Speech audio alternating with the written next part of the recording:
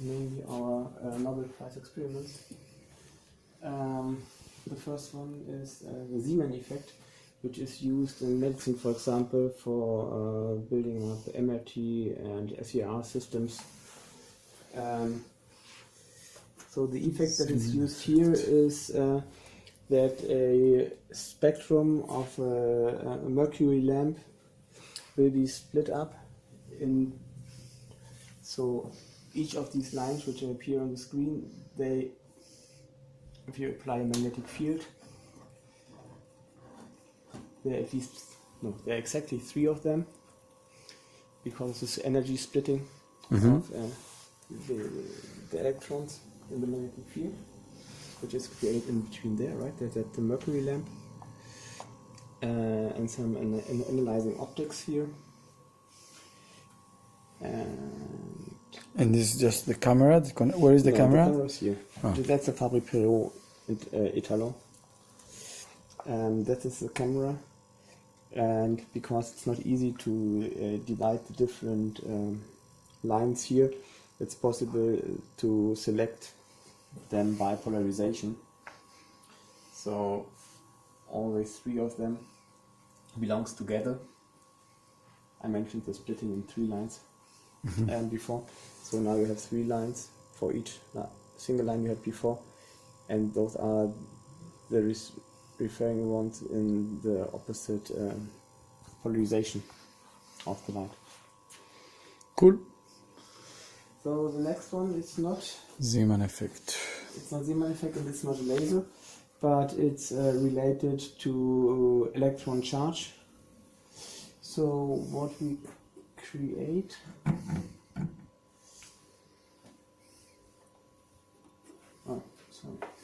this one. You can see there is an electron beam. So there's a small electron cannon, let's say. It's emitting electrons to the upward direction. And what you see there is the gas which is excited by the emitted electrons. It's neon. And if you now apply a magnetic field to these both coils here, which is quite, these coils are quite big, they have a homogeneous region inside of the magnetic field, you see that the electron beam can be bended. And the bending of the electron beam is dependent on the voltage you apply. And by hitting the precise position, which are inside the coil marked by this ladder, they have a specific distance from the electron emission point. You can determine the energy of the electrons and the distance, so it's easy to calculate the specific charge of the electron. Amazing. So I'm playing here with the amount of the voltage, and I can see it growing, and of course bending above, it's bigger, the circle. Okay. And in the past, this effect of the influence of the magnetic fields to electrons was used in televisions. So these old ones before, where you have had a magnetic field, and you can even use a homogeneous magnetic field. You also can use, for example, additional magnetic field to do a displacement of electrons in the other direction. Wow, that's pretty cool. I mean. And you can imagine that you can do this. By doing this, you can scan, for example, or that you create a 2D image. Nice. So, and you've turned around, for sure. It's the other way around.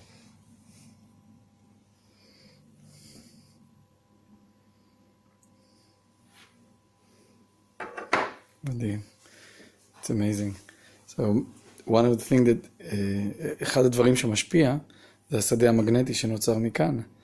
וזה כמובן אלקטרומגנט שנוצר דרך הספק כוח שיושב כאן. ומה שמעניין, שאפשר גם להשתמש במגנט קבוע, ידני. ואז אני בעצם יכול לדחות את זרם האלקטרונים, או למשוך אותו לכיווני. שזה פשוט מרתק. מדהים. So this one is actually it's not well aligned. Oh, somebody played with it.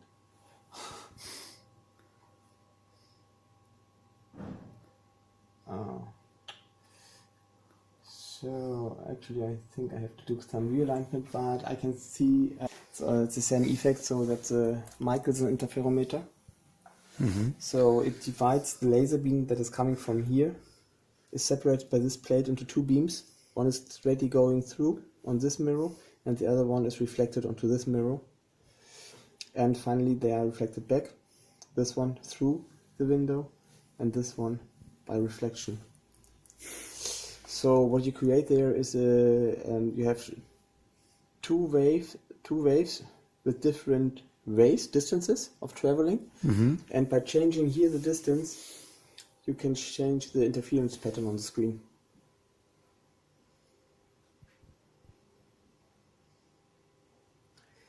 And by measuring the distance, you are changing here, and when you know the wavelength of the light, you can calculate the wavelength. If you know the distance, you can calculate the wavelength, because you have the distance in traveling time here.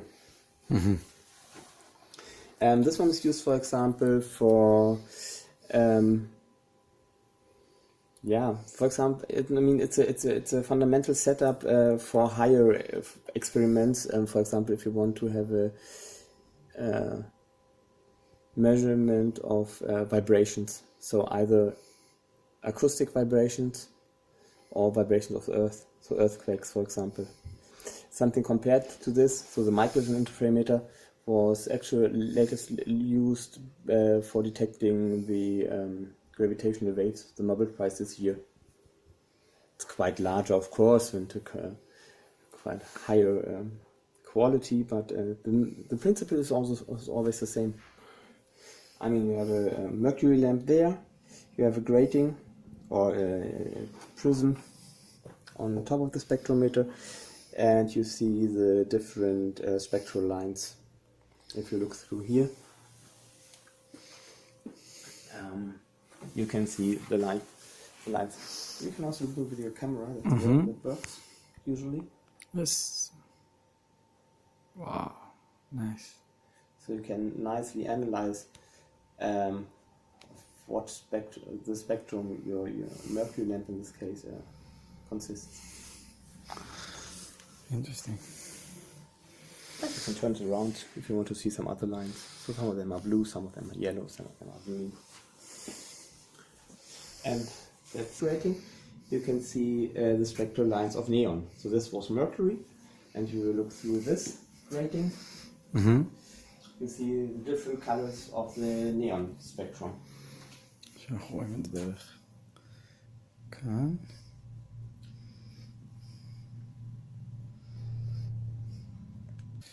לא, קצת קשה להראות את זה, אבל יש פה פריזמה ממש יפה של הצבעים שיוצאים בעצם מהניון. זה ממש יפה לראות את זה. זה קצת עובר פחות טוב בסרט, אבל באמת זה יפה. אני לא יודע, עכשיו אתם קצת מצליחים לראות את זה, אבל זה מה שרואים פה בחדר. זה ממש מרתק לראות את זה. אני כמובן יכול לנסות עם זה לראות את הפריזמה, אבל אתם, בגלל שזה מושפע מכמה פילטרים, אז אתם תראו רק את הירוק. אוקיי, ממש מעניין. Yeah, this one is usually another application of the Michelson interferometer, because if you do the right setup, which is not now, but if you would do the right setup, you have the Michelson interferometer to create a hologram. So we have one here, and if you look to it from this direction, you can see what we have done. Wait, I see something, but it's not exist? Yeah, that's true. So where is the origin photo? So that's a virtual image. Yes. you are creating it by yourself, so the camera cannot see it. Wait a second, it's amazing. Yeah. The camera can see it. Wait a second, can I put my hands over here? Whoa. So, I wait. can see it. Yes, I can see it. Yeah, it's virtual. So, wait a second, where is the source of Yes. this photo? It's stored inside this photographic plate, and it's it's virtual. It's not. I mean, you have to rebuild it by illumination of the photo plate from the same direction as you have taken before the image. Lab course experiment for students. ממש ממש יפה. For school. אז מה שאני רואה פה זה הולוגרמה, זה לא קיים, אבל זה הולוגרמה שנוצרת בעזרת האפקט הזה. זאת אומרת, לוקחים איזשהו אובייקט, מקרינים אותו בכמה פעמים, ומאחורה יש בעצם את המסך שמכיל את התמונה, שיוצרת אפקט כימי ואז נוצרת התמונה עצמה, ואז משלבים את זה פה, במסך הקטן הזה, ומקבלים הולוגרמה אמיתית. ממש ממש מגניב. Reaper tank? Yes. Oh, I'm not quite familiar with this one, actually.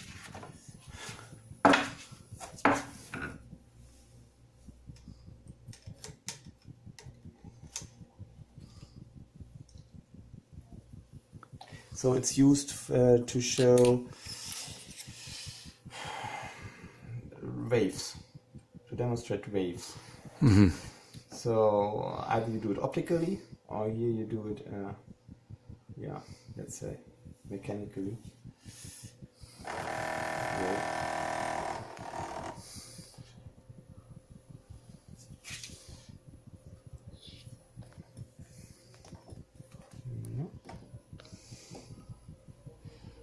Nice. So exactly. So what you can see if you look from the top on the plate, those are the standing waves. So if I just illuminate it, so now the waves are traveling. Mm-hmm. I mean, I can do it a bit more slow maybe. So there are.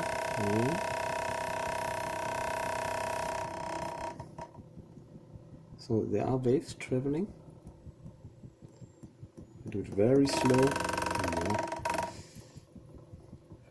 Do it very slow. You can see them traveling.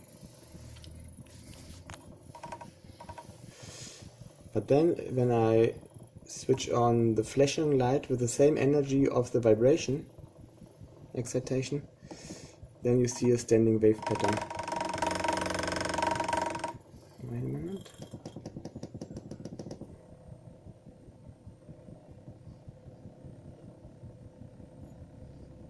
So right, like this.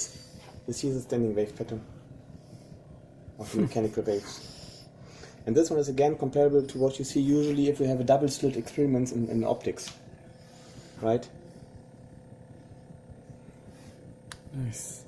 Waves are traveling towards this prism, or no, this lens, or whatever you might call it, and then it's reflected there. Unfortunately, I lost some of these nicer pieces, objects you can put in. I can tell you where they are. I the person that I took them.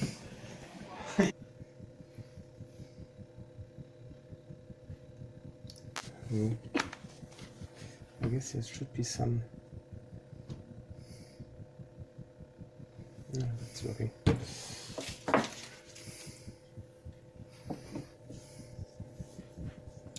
Yeah, right now. Yeah. I should spend some more time with that.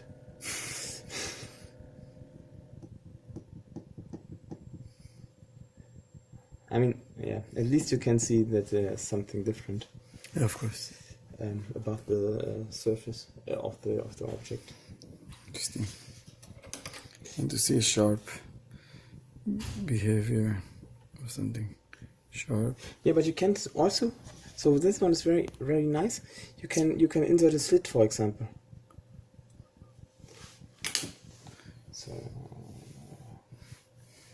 this one really works very nicely.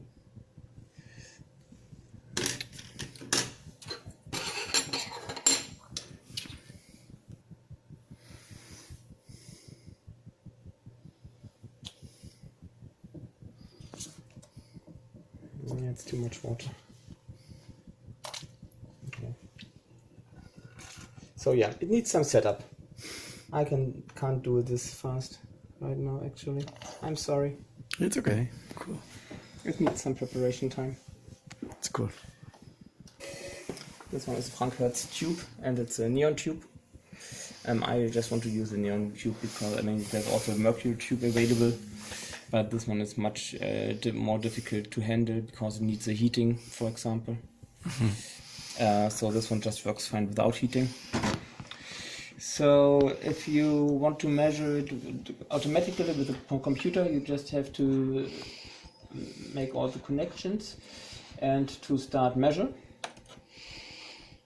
One thing you have to know is that when you start the controller, it's in, let's say, manual mode, so you should have to switch it to PC mode. That's one thing you have to do. Then just push the red button, continue with the parameters you want to. So you are measuring the voltage of the grid here, so between these two grids, which you can see if you look directly in there. You can measure the voltage, the current and the accelerating voltage, so the current of the emission and the acceleration there. So then just start your measurement, and it's then calibrating. And measuring, so by ramping the voltage from 0 to 99 milliamp volts. And by doing this, if you look in there, you can see the neon light, neon which is then. So now it's finished. I can show you. Yeah, it's already light a little bit. Yeah, it's not a strong light, it's like... So if you want to see it again, just go to manual mode. Manual mode, and apply voltage directly. So now it's glowing in there. The reason you reduce, because if I put 99 for a while, it will burn? Yes, after a while you can see it, but you should not try this too long. I mean, right now. Right, so just do it like more, this. That's fine. Yes, it will. But it's no problem. So in principle, you can also measure it manually with a multimeter. So you can measure the current here, just like this. You can measure the voltage, but then of course it's not the 100 volts out there, so it's only proportional to the U1 voltage, so it's divided by a factor of 10. So that the pupil or students can do it by yourself without any danger. So yes, and if you have taken the test, I think there were 3 clicks. And this software going to be immigrate part of the curriculum in the future? Yes, in the future, but not now. Yes, of course. Now it's Measure. It's Measure Lab in the future. That's right. Nice. Cool. Wow, impressive room. Thank you very much. חדר מרשים, 70 ניסויי פרס נובל. בעצם הציוד הזה משמש במיטב המעבדות בעולם, ומכסה סקירה מאוד מאוד רחבה של ניסויי אופטיקה, ניסויי לייזר, ניאון, הולוגרמות, תנועת גלים, תנועת אור. כל הדברים האלה בעצם מכוסים בחברה אחת, ואנחנו מאוד מאוד גאים לייצג אותם. נושא של מהירות אור, ממש אינסוף, ספקטרום, מדהים.